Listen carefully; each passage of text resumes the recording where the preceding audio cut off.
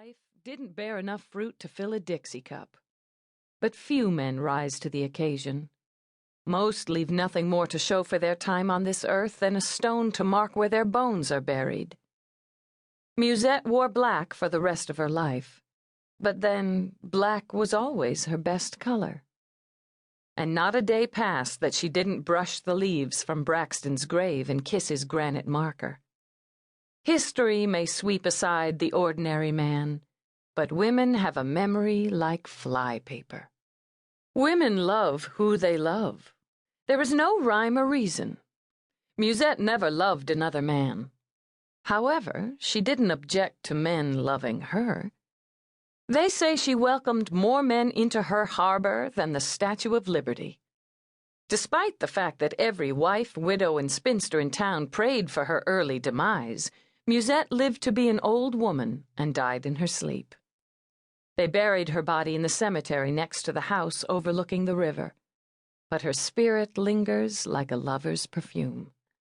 Musette's grave is marked with a white marble likeness of her that is so real, if you stare too long, you'll swear her head turns your way, and her stone breast rises and falls.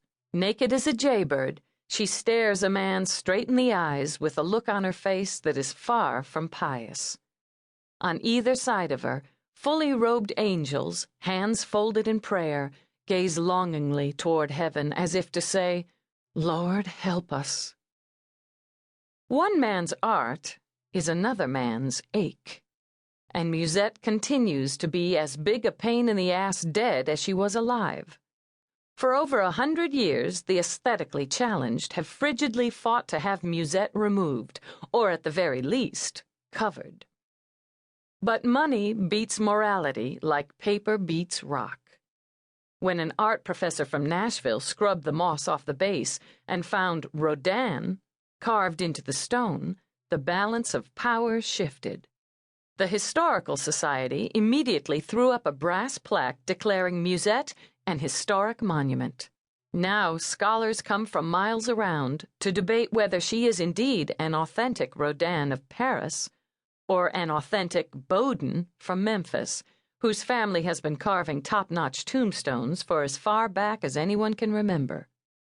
Wherever the truth lies, and around these parts truth reclines on a regular basis, many a young man has familiarized himself with the female anatomy while studying the statue of Musette Belle, just as quite a few of their ancestors learned from studying the real thing.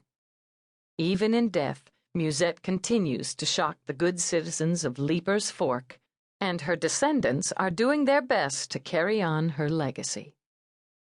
Musette begat Solange, who begat Charlotte and Odette, who begat Angela, who begat Dixie. If there is one thing Belle women are fond of, it is begetting. Some women barter their bodies like whores with wedding bands. Some use sex like a sword. But some women can touch a man and heal like Jesus. The man who sees sunrise from a Belle woman's bed will swear he's been born again. Chapter 1. In 1920, Odette Belle's hot air balloon was struck by lightning and dropped out of the sky like a pigeon that had been shot. No one was surprised. God had been gunning for her for years. His feelings for the man she happened to be straddling at the time are pure speculation. Spectators standing on the ground below said they could hear Odette laughing all the way down. It was more of a cackle, really. One of those laughs that promises a man he's missing the ride of his life. The attorneys who handled Odette's affairs solemnly drew straws to see who would deliver her belongings to her next of kin. Fortified with a pint of moonshine, the lawyer who lost handed Odette's bastard baby to Charlotte Belle on a pillow, then ran for his life. "Who in their right mind would give me a baby to raise?" Charlotte demanded incredulously. Charlotte Belle had been turning heads and raising eyebrows for 23 years. It was commonly held that she was a cold-hearted vamp who thought nothing of stealing other women's husbands.